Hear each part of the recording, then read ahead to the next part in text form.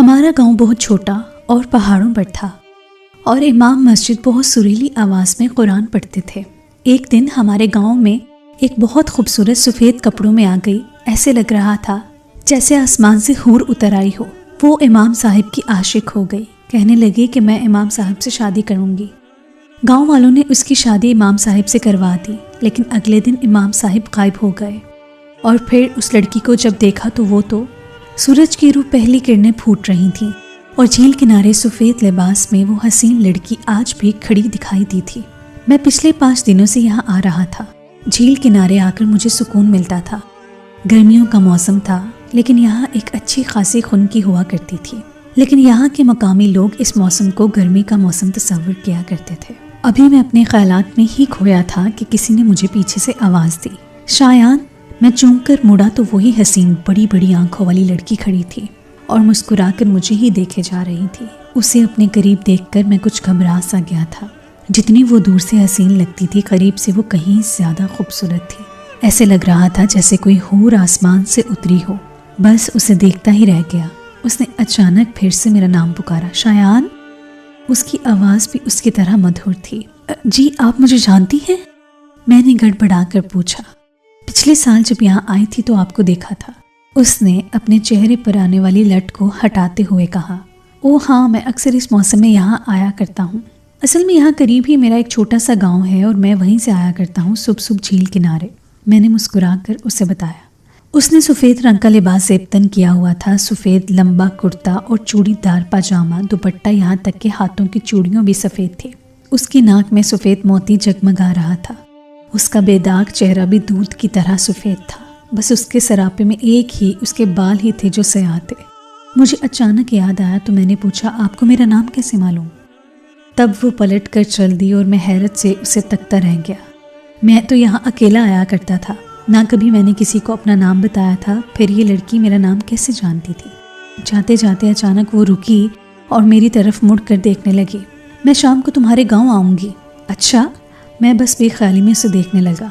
میں مسجد والی گلی میں آؤں گی، یہ کہہ کر وہ چلی گئی۔ اس کے ریشمی بال اس کی کمر پر لہرا رہے تھے۔ اس کے جانے کے بعد مجھے خیال آیا کہ شاید وہ مجھے بتا رہی تھی تاکہ میں شام کو اس سے ملوں۔ یہ خیال آتے ہی میرا دل زور سے دھڑکنے لگا اور لبوں پہ مسکان آ گئی تھی۔ میری جگہ کوئی بھی ہوتا تو اس وقت خوشی سے پاگل ہو جاتا، اگر اتنی خوبصورت لڑکی اس سے بات کرتی تو۔ خیر، مجھ سے اب یہاں کھڑے نہیں ہوا جا رہا تھا۔ میں جلدی جلدی واپس اپنے گاؤں کی طرف جانے لگا، جہاں مجھے امام صاحب سے دم بھی کروانا تھا۔ میں تقریباً روز ہی خود پہ دم کروایا کرتا تھا کیونکہ میری طبیعت ٹھیک نہیں رہتی تھی۔ آج سے تقریباً 2 ماہ پہلے مجھے عجیب و غریب سے وہم ہونے لگتے تھے۔ مجھے لگا کرتا تھا کہ کوئی میرا پیچھا کر رہا ہے، لیکن وہاں کوئی دکھائی نہیں دیتا تھا۔ میری ماں نے مجھے کئی بار ڈاکٹر کو دکھایا، مگر میرے اس وہم کا علاج ڈاکٹر کے پاس بھی نہیں تھا۔ بس انہوں نے یہی کہا کہ اسے کسی پرفضا مقام پہ لے کر جائیں جہاں اس کا دل بہل جائے۔ اور اماں مجھے اپنے گاؤں لے آئی تھیں کیونکہ ابا کے پاس اتنا وقت نہیں تھا، ان کی جاب میں مشکل سے چھٹی ملا کرتی تھی، اس لیے میں 2 ماہ سے گاؤں میں ہی رہ رہا تھا۔ یہاں آ کر یہ فائدہ ہوا تھا کہ مسجد کے امام صاحب، جو کہ میری ماں کے بھانجے تھے، انہوں نے روز مجھ پہ دم کرنا شروع کر دیا تھا، اور سچ پوچھیں تو جیسے مجھے اس عجیب و غریب مرض سے نجات اسی دم کی وجہ سے ملی تھی۔ اب میں خود کو ہلکا پھلکا سا محسوس کرتا تھا، میرا جینے کو دل کرتا تھا، ورنہ پہلے تو میرا بار بار دل کرتا تھا کہ میں خود کو ختم کر ڈالوں۔ جہاں بھی جاتا ایسا لگتا ہے جیسے کوئی میری طاق میں بیٹھا ہے، اور اس خوف نے مجھے آدھ منہ کر دیا تھا۔ خیر، اب میں کافی بہتر تھا اور اکیلے صبح صبح گاؤں سے کافی دور اس جھیل کے پاس آ کر سکون محسوس کرتا تھا۔ اور چند دنوں سے ہی وہ سفید لباس والی لڑکی مجھے دکھائی دے رہی تھی، اور اس کا کہنا تھا کہ اس نے مجھے پچھلے سال بھی دیکھا تھا، جبکہ میں نے تو اسے پچھلے سال کبھی نہیں دیکھا تھا۔ میں جیسے ہی گھر پہنچا، اماں میرا انتظار کر رہی تھیں۔ انہوں نے میرے سامنے ناشتہ رکھا اور خود گھر کے کاموں میں لگ گئیں۔ یہ ہمارے دادا کا گھر تھا جو کئی سالوں سے خالی پڑا تھا۔ ہم بس گرمیوں میں کبھی گھومنے یہاں آ جایا کرتے تھے۔ ہمارا گاؤں انتہائی خوبصورت تھا، چاروں طرف پہاڑ، اور آگے جا کر ایک ندی بہا کرتی تھی جو آبشار بن کے نیچے دریا میں جا ملتی تھی۔ یہ حسین منظر نگاہوں کو خیرہ کر رہا تھا۔ جو بھی یہاں گھومنے آیا کرتا تھا وہ دوبارہ ضرور آیا کرتا تھا۔ کافی سارے سیاح یہاں مچھلی کا شکار بھی کیا کرتے تھے، اس لیے یہاں کے مقامی لوگ شکار کا سارا سامان اپنی دکانوں میں رکھا کرتے تھے۔ ہر طرف بازار میں گہما گہمی ہوا کرتی تھی، ہر کوئی چاہتا تھا کہ سیاح اس کی دکان سے سامان خریدے۔ میں زیادہ تر بازار کی طرف نہیں جاتا تھا کیونکہ وہاں کافی رش ہوتا تھا اور وہاں جا کر مجھے پھر سے وہی گھبراہٹ محسوس ہونے لگ جایا کرتی تھی۔ لیکن آج میں دل کوڑا کر کے یہاں آیا تھا کیونکہ اماں نے کچھ خشک میوے منگوائے تھے جو کہ ختم ہو چکے تھے۔ لیکن یہاں آ کر میں شدید حیرت میں پڑ چکا تھا کیونکہ وہی جھیل والی لڑکی یہاں کھڑی تھی اور اس نے رنگ برنگا لباس زیبتن کیا ہوا تھا اور وہ کسی بات پہ ہنس رہی تھی اور اس کے ساتھ ایک اور لڑکی بھی تھی۔ میں نے اس کے قریب جا کر سلام کیا تو اس کی ہنسی ایک دم سے غائب ہو گئی۔ وہ ناگواری سے مجھے دیکھ رہی تھی۔ میں نے جلدی سے اپنا تعارف کروایا، میں شایان، ہم صبح جھیل میں ملے تھے۔ میرے کہنے پہ وہ سیکھ پا ہو گئی۔ اچھا، یہ نیا طریقہ ہے تم لوگوں کو بیچارے سیاحوں کو ٹھگنے کا؟ اس نے غصے سے کہا تو میں چونک گیا۔ کیا مطلب؟ میں سمجھا نہیں۔ میں گھبرا گیا تھا۔ اس کی آواز میں کچھ عجیب سا تاثر تھا، اس کا لہجہ کرک تھا۔ ابھی بتاتی ہوں سندس، تجھے معلوم ہے ان لوگوں کو بس بہانا چاہیے ہم سے پیسے نکلوانے کا، وہ اپنے ساتھ کھڑی لڑکی سے کہنے لگی۔ میں سخت شرمندگی سے وہاں جلدی سے نکل آیا۔ آخر یہ کیا بدتمیزی تھی، خود ہی تو وہ مجھ سے بات کر رہی تھی اور اب یہاں اس کا لہجہ، اس کا رنگ و روپ سب کچھ بدلا ہوا تھا۔ مجھے خود پہ غصہ آنے لگا۔ میں خاصا بددل ہو کر لوٹ آیا تھا، کسی سے بات کرنے کا دل نہیں کر رہا تھا۔ لیکن شام کو مغرب کی نماز کے وقت مجھے امام صاحب سے دم کروانا تھا۔ یہ میرا روز کا معمول تھا۔ امام صاحب کا دم بہت مشہور تھا، کوئی بھی بیمار ہوتا لوگ ان کے پاس دم کروانے آ جاتے تھے۔ جب وہ قرآن پاک کی تلاوت کیا کرتے تو جیسے ایک فسوسہ طاری ہو جایا کرتا تھا۔ وہ خوش لہانی کے ساتھ درد بھری آواز رکھتے تھے کہ سننے والے وہاں سے ہٹ نہ پاتے جب تک وہ تلاوت کرتے رہتے۔ میں امام صاحب کی دل سے عزت کرتا تھا اور ویسے بھی پورا گاؤں ان کی تعظیم کرتا تھا، اور میں نماز کے بعد مسجد میں بیٹھا رہتا۔ جب وہ فارغ ہوتے تو مجھ پہ دم کیا کرتے تھے، اور بھی کچھ لوگ یہاں آیا کرتے تھے۔ جب میرا دم ہو گیا تو میں نے ان کا شکریہ ادا کیا اور باہر نکلا۔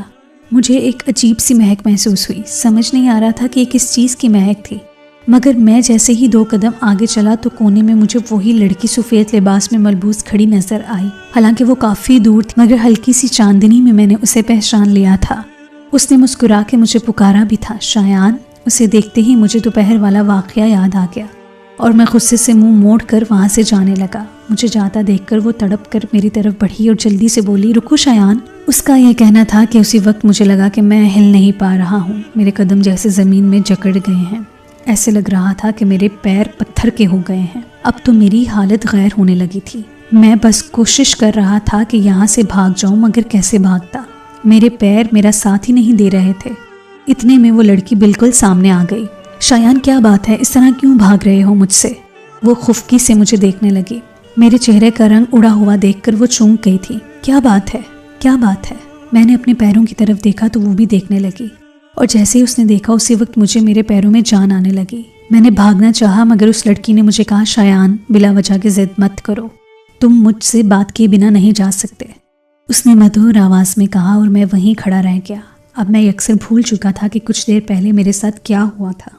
اس نے مجھے اپنے ساتھ چلنے کا کہا اور خود تیز قدم اٹھاتی آگے چلنے لگی۔ میں جیسے کسی سحر میں جکڑا ہوا تھا، جیسا وہ کہتی جا رہی تھی میں کرتا جا رہا تھا۔ کچھ دور جا کر ایک سنسان کونے میں وہ بیٹھ گئی اور مجھے بھی بیٹھنے کا اشارہ کیا۔ اس نے مجھے بتایا کہ وہ یہاں روز آتی ہے، صرف اور صرف امام صاحب کی تلاوت سننے کے لیے۔ اس کا کہنا تھا کہ وہ اس قدر ان سے متاثر تھی کہ ان سے نکاح کرنا چاہتی تھی، اس لیے اس نے میرا انتخاب کیا تھا کیونکہ میں ہی ان سے زیادہ قریب رہتا تھا۔ لیکن یہ سب آپ خود بھی تو کہہ سکتی ہیں، امام صاحب سے یا پھر آپ کا کوئی قریبی رشتہ دار۔ میں نے الجھ کر کہا۔ اس کا وجود مجھے عجیب سی بے چینی میں مبتلا کر رہا تھا۔ ایسا لگ رہا تھا جیسے اس کی نگاہوں سے عجیب سی شعائیں نکل رہی ہوں، اس کے وجود سے ایک عجیب سی مہک آ رہی تھی جسے میں کوئی نام نہیں دے پا رہا تھا۔ اس نے جواب میں کہا کہ اس کا اس دنیا میں کوئی نہیں تھا اور اب اس کا یہ کام مجھے ہی کرنا ہوگا کیونکہ وہ بس مجھے ہی جانتی ہے۔ یہ باتیں سن کر میرے رونگٹے کھڑے ہو رہے تھے۔ آخر یہ میرے پیچھے کیوں پڑ گئی ہے؟ اس کا بے تحاشا حسن بھی اب مجھ سے برداشت نہ ہو پا رہا تھا۔ بامشکل میں نے ڈرتے ڈرتے اسے کہا کہ میں کوشش کروں گا، بس ابھی مجھے جانے دو۔ میری بات پہ وہ مسکرائی اور مجھے جانے کی اجازت دے دی۔ میں لمبے لمبے قدم اٹھاتا وہاں سے جانے لگا۔ کافی دور جا کر جب میں نے پیچھے مڑ کر دیکھا تو وہ ابھی تک اسی پتھر پہ بیٹھی ہوئی آسمان کو گھورے جا رہی تھی۔ لیکن جیسے ہی میں نے سیدھا ہوا تو مجھے اپنی آنکھوں پہ یقین نہیں آیا کیونکہ وہ مجھے اپنے آگے چلتی نظر آئی، سفید لمبے فراک میں سج دھج کر قدم اٹھا رہی تھی۔ خوف سے میرا خون خشک ہونے لگا۔ اب تو میرے قدم من بھر کے ہو رہے تھے، میری زبان تک کنک ہو چکی تھی۔ نہ جانے کیسے میں گھسیٹتا ہوا اپنے گھر جا پہنچا تھا اور گھر پہنچ کر ہی میں چکرا کے گر پڑا۔ دوسرے دن جب مجھے ہوش آیا तो अम्मा और इमाम मेरे सामने सरहाने पर बैठे थे। इमाम साहब को देखकर मैं चूका और झट से उनका हाथ थाम लिया। अब मैं काफ़ी बेहतर महसूस कर रहा था। जब अम्मा ने पूछा कि कल रात क्यों बेहोश हो गया था तो रात का वाकया मेरे निगाहों के सामने घूम गया, मगर मैं कुछ भी बताने से कासिर था। मैं उठा और सीधा झील के किनारे जाने लगा जहाँ वो आज भी सफ़ेद लिबास में खड़ी थी। मैंने जाते ही उससे पूछा कि तुमने बाजार में मुझे पहचानने से इनकार क्यों किया। तब वो बस खामोश ही पहाड़ की जानिब देखे जा रही थी। जवाब दो, मैंने फिर पूछा। तब उसने अपनी गर्दन मोड़कर मुझे देखा और बोली, कल तुमने जिसे देखा वो मैं नहीं थी, वो मेरी जुड़वा बहन फारिया थी। उसकी बात पे मैं चौंका, मगर तुमने तो कहा था कि तुम्हारा इस दुनिया में कोई नहीं। अचानक उसका चेहरा दहकने लगा, उसकी आंखें लाल अंगारा होने लगी। हाँ, मेरा कोई नहीं है, मैं सबसे अलग हो गई हूँ। वो अब मुझे याद नहीं करते। गैज़ो गज़ब उसके अंग अंग से फूट रहा था। ऐसा लग रहा था कि उसका ये रूप सारे मंजर को झुलसा के रख देगा। मेरा वजूद खौफ से कांपने लगा। इस तरह तो आज तक किसी ने मुझसे बात नहीं की थी, लेकिन जल्द ही वो नॉर्मल हो चुकी थी। उसका ये पल पल बदलता रूप मैं बर्दाश्त नहीं कर पा रहा था। मैं अब भी पत्ते की तरह कांप रहा था। उसने मुझे कहा कि मुझे माफ़ कर दो, आज ही इमाम साहब को मेरा पैगाम दो। ये कहते ही वो जाने लगी और मैं वहीं बैठा रह गया। मैं अच्छे से जानता था कि मैं बीमार था। मेरा जहन अपनी तरफ से बातें गढ़ रहा था। डॉक्टर ने मुझे कहा था कि अगर कभी तुम्हें ऐसा लगे कि तुम्हारे साथ गैर मामूली वाक़यात रोनुमा हो रहे हैं तो उसी वक्त अपने दिलो दिमाग से ये बात निकाल दिया करो और ख़ुद से कहा करो कि जैसा मैंने देखा वैसा नहीं था, जैसा मैंने सुना वैसा नहीं था। और मैं दिल ही दिल में वही बातें दोहराने लगा। अगर मैं किसी को बताता भी तो कोई फ़ायदा नहीं था। मुझे फिर से दुआओं पर रख दिया जाता और मेरा दिमाग हमेशा सुन रहता। इसीलिए मैं खुद को दिलासा देने लगा कि जो कुछ हो रहा था वो मेरे दिमाग की घड़ी हुई कहानियाँ थी। शाम तक मैं नॉर्मल हो चुका था और इमाम साहब से कह दिया था कि एक लड़की है जिसका इस दुनिया में कोई नहीं है, वो आपसे निकाह करना चाहती है और वो आपको बहुत पसंद करती है, उसे आप पे भरोसा भी है। मेरी बात सुनकर इमाम साहब हैरत ज़दा थे कि उनको तो आज तक कोई लड़की नज़र नहीं आई थी मस्जिद के आसपास। वहाँ कुछ और लोगों ने ये बात सुन ली और सब भी इमाम साहब पर जोर देने लगे कि अब तो आपको निकाह ही कर लेना चाहिए, अब तो खुद ही लड़की ने निकाह का पैगाम भिजवा दिया है। इमाम साहब कुछ तजब्जुब में थे, लेकिन गांव के लोगों ने बात आगे बढ़ाने में मेरा साथ दिया और लड़की से मिलने की बात की। मैं कुछ परेशान हो गया था। मुझे इस लड़की का नाम भी मालूम ना था, न जाने क्यों वो अपना नाम बताना नहीं चाहती थी। जब भी मैं उससे पूछा करता वो टाल दिया करती थी। खैर, मैंने शाम को ही उसे देख लिया मस्जिद के आसपास टहलते हुए। मैंने उसे कहा कि वो मस्जिद में चले जहाँ इमाम साहब से मुलाकात भी हो जाएगी और निकाह की बात भी। लेकिन न जाने क्यों वो घबरा गई और झट से बोली, नहीं नहीं, मस्जिद में नहीं, तुम ऐसा करो, मुझे अपने घर ले चलो, वहाँ बात होगी। ठीक है, तुम सुबह आ जाना मेरे घर, मैंने कहा और वहाँ से निकल गया। मैं चाहता था कि जल्द अज जल्द इसका निकाह हो जाए और वो मेरी जान छोड़ दे। न जाने क्यों अब मुझे उससे वहशत होने लगी थी। मुझे खौफ भी था कि कहीं मैं फिर से ज़हनी मरीज ना बन जाऊं। आज भी मैंने उसका नाम पूछना भूल गया। अगली सुबह वो मेरे घर मौजूद थी, जहाँ कुछ ही देर में इमाम साहब भी आ गए थे। आज उसने निकाब ओढ़ रखा था। वैसे भी इमाम साहब तो नज़रें झुका कर बात किया करते थे, मगर मैं हैरत इस बात की कर रहा था कि उसने अपना चेहरा अम्मा को भी ना दिखाया था। इमाम साहब से उसने अकेले में बात की और उसी वक्त निकाह करने की जिद की। उनको भी कोई एतराज़ ना था। जब वैसे भी सादगी से ही करना था तो अभी क्यों नहीं। कुछ ही देर में गांव के बड़े बूढ़े जमा हो चुके थे और निकाह भी हो गया था। मैं बहुत खुश था और मैंने देखा कि उस लड़की की आंखों में एक अजीब सी चमक आ गई। अब वो इमाम साहब के साथ उनके घर की तरफ जाने लगी थी। मैं उनको घर तक छोड़ने जा रहा था, लेकिन मैंने जो मंजर देखा वो मेरे होश उड़ाने को काफ़ी था। मैं ज़ोर ज़ोर से भागता हुआ वापस अपने घर की तरफ जाने लगा। मेरा सांस तेज तेज चल रहा था तो लगता था कि पसलियाँ तोड़कर बाहर निकल आएंगी। या मेरे अल्लाह, ये सब क्या था। मैंने अपने कमरे में पहुंचकर रज़ाई ओढ़ ली। मैं थर थर कांपने लगा। जो सारी दुआएं मुझे याद थीं वो पढ़ ली। न जाने कब मुझे नींद आई, मुझे कुछ होश न था। सुबह अम्मा ने जगाया कि जल्दी उठो बेटा। मैं हड़बड़ा कर उठा। क्या हो गया है अम्मा? अम्मा खासी परेशान थी। वो इमाम साहब कहीं नहीं मिल रहे। तो क्या हुआ अम्मा, कहीं चले गए होंगे अपनी बीवी के साथ? मैंने कहा तो वो बोली कि गांव के लोग कह रहे हैं कि आधी रात को उनके घर से अजीबोगरीब आवाज़ें आ रही थीं। सब लोग उनके घर पहुंचे तो देखा कोई अवाम नहीं था और इमाम साहब का सारा सामान वैसे का वैसा पड़ा था। अगर वो कहीं जाता तो बता कर जाता या फिर कोई सामान तो लेकर जाता। सारे कपड़े तोले जैसा था वैसे ही है। अम्मा रोने लगी थी। वो उनके खालाजाद बहन के बेटे थे। मैं काफ़ी परेशान था। हम सब ने मिलकर सब जगह देख लिया मगर वो कहीं ना मिले थे। मैं भागता हुआ बाजार की तरफ गया, जहाँ हो सकता था कि उसकी बहन कहीं नजर आ जाती। वो लोग घूमने की घर से आए होंगे तो ज़रूर वो यहीं कहीं होंगी। जल्द ही मुझे एक औरत से उसका पता मिल गया। मुझे याद था कि उसकी बहन का नाम फारिया बताया गया था। तो एक औरत फल बेचा करती थी। उसकी आदत थी सबसे नाम पूछा करती थी। सब उसे गाँव की जासूस कहा करते थे। उसने बताया कि फारिया नामी लड़की बाजार की पिछली तरफ घरों से एक रिहाइश पजीर थी। इसने बताया कि उसे कोई दिमागी बीमारी थी। मैं भागता हुआ उस पते पर पहुंचा, लेकिन वहां का मंजर तो कुछ और ही था। उस घर में सफ़े मातम बिछा हुआ था। वो लड़की फारिया आधी रात से बेहोश हो गई थी और उसे हॉस्पिटल ले जाया गया था। मैंने उसकी सहेली से पूछा कि उसकी कोई जुड़वा बहन थी, वो कहाँ है। तब उसने चौंक कर मुझे देखा। बहन? मगर फारिया तो इकलौती है। अब मैं बुत सा बन उसे देखता जा रहा था। मैंने उसे सारी बात बताई जिस पे वो आपदीदा हो गई और उसने बताना शुरू किया। आज से 4 माह पहले जब फारिया इसी गांव में घूमने आई थी, तब यहाँ झील किनारे उसे बहुत मज़ा आया करता था। वो हर सुबह वहाँ चली जाया करती थी और एक बार वो शाम तक वहाँ बैठी रही। शाम होते ही उसका दम घुटने लगा और वो बेहोश हो गई। उसके घर वाले काफ़ी देर तक उसे ढूंढते रहे। वो उसको झील की तरफ आते दिखाई दी, लेकिन उस दिन से उसका लहजा और रवैया बदला बदला सा रहने लगा। वो किसी से बात नहीं करती थी और ना कुछ खाती थी ना पीती थी। उसे डॉक्टर के पास ले जाने का कहा तो न जाने उसमें कहाँ से इतनी ताकत आ जाती कि वो सब तहस नहस करके रख देती थी। सब लोग बहुत घबरा गए थे। उसका जुनून बढ़ता जा रहा था। फिर एक बुजुर्ग ने बताया कि फारिया के जिस्म में कोई खतरनाक रूह हलूल होकर गई है और उससे निकालना बहुत मुश्किल है जब तक वो खुद से उसका जिस्म न छोड़ दे। और इसी वजह से हम लोग यहाँ आ गए थे जहाँ से वो बीमार हुई थी। लेकिन यहाँ आकर हमें महसूस होने लगा था कि फारिया का रवैया थोड़ा ठीक होता जा रहा था। वो उसी तरह हंसने बोलने लगी थी, मगर शाम होते ही उसे एक चुप सी लग जाती थी और वो अपने कमरे में बंद हो जाती थी। सुबह 12 बजे के बाद वो फिर से नॉर्मल हो जाया करती थी और बहुत कुछ मेरी समझ में आ रहा था। लेकिन जब उसने बताया कि फारिया शाम होते ही सफ़ेद लिबास से इत्तन कर लिया करती थी, तब मैं सारी बात समझ गया। वो जो कोई भी थी, फारिया का जिस्म हासिल करना चाहती थी और फिर इसका मकसद था किसी तरह से इमाम साहिब से निकाह करना। लेकिन आखिर उसे इमाम साहब से क्या चाहिए था और उसने उनको कैसे और क्यों गायब किया। खौफ और दहशत अपनी जगह, मगर अब एहसास निदामत ने मुझे घेर रखा था।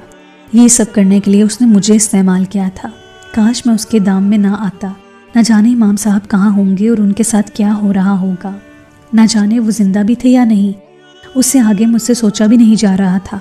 कल रात जब मैंने उस लड़की को इमाम साहब के साथ जाते देखा तो उसी वक्त मुझे समझ लेना चाहिए था, जब अचानक मुझे महसूस हुआ कि उस लड़की के पैर उल्टे थे, जिस तरह किसी चुड़ैल के होते हैं। ये बात हमने बचपन ही में सुनी थी, मगर इस वक्त मैं खौफजदा हो गया था, लेकिन किसी से जिक्र ना किया था कि कहीं मुझे फिर से पागल ना समझा जाए। मैं अब भी वहीं बैठा था। शाम होने लगी थी कि दूर से एक गाड़ी आती दिखाई दी। वो गाड़ी फारिया के घर के पास रुकी और मुझे मालूम हुआ कि फारिया को होश आ गया था। अब वो काफ़ी बेहतर थी और सब हैरत में थे कि शाम होने के बाद भी वो सबसे बात कर रही थी और पहचान भी रही थी। यानी अब वो चुड़ैल उसके जिस्म से निकल चुकी थी और उन्हीं सोचों में गुम था कि अचानक मैं हैरत और खुशी से उछल पड़ा, क्योंकि फारिया के साथ साथ इमाम साहब भी उस गाड़ी से उतरते दिखाई दिए। मैं भागता हुआ उनके गले लग गया। इमाम साहब, आप ठीक तो हैं? मैं शिद्दत जज्बात में आकर रोने लगा था। मुझे रोता देखकर वो मुस्कुराने लगे। हाँ, ठीक हूँ बेटा, वरना तुमने तो कोई कसर न छोड़ी थी मुझे मारने की। वो मुझे साथ लगाते हुए बोले और बताने लगे कि घबराओ मत। मैं उस लड़की को देखकर ही समझ गया था कि वो कौन थी, इसलिए उसे शादी करके अपने घर ले गया। वो मुझे पाकर अपने मकासद में कामयाब होना चाहती थी, मगर मैं पूरी तरह से तैयार था। मैंने जल्दी से पूछा, कैसा मकसद? बेटा, वो झील किनारे वाली चुड़ैल थी जिससे हम बचपन से सुनते आ रहे थे। उसका मकसद था मेरा दिल हासिल करना, मगर इसलिए ज़रूरी था कि मैं खुद उसे अपने घर ले जाऊं, वरना वो मेरे घर की दहलीज पार नहीं कर सकती थी। इसीलिए वो मुझसे निकाह करना चाहती थी ताकि मेरा दिल निकाल कर खा लेती तो उसका जिस्म वापस मिल जाता, जो कि आज से 100 साल पहले यहाँ के एक बुजुर्ग ने उस पर काबू पाकर उसे कत्ल कर दिया था, मगर उन्होंने इसकी रूह को कैद ना किया था। ये उनकी भूल थी। तब से वो कोई जिस्म हासिल करना चाहती थी ताकि फिर से ज़िंदा हो सके, और इसलिए उसे मेरा दिल चाहिए था जिसमें अल्लाह ताला का कलाम महफूज था। मगर वो भूल गई थी कि जिस अल्लाह ने मुझे हाफिज़ बनाया है, उसने मुझे उस चुड़ैल से निपटने के सारे राज भी बताए हैं। इससे पहले कि वो आधी रात को उठकर मेरा दिल निकालती, मैंने उल्टा उस पर पढ़ाई शुरू करके उसको रस्सियों से बांधा। पूरी रात वो खुराती रही, मगर वो कुछ नहीं कर पा रही थी, और फिर उसने फारिया के जिस्म को छोड़ दिया। मैंने उसकी रूह को कैद कर लिया और ज़मीन में उसी वक्त दफना दिया। अब मेरे पास फारिया थी जो होश में नहीं आ रही थी।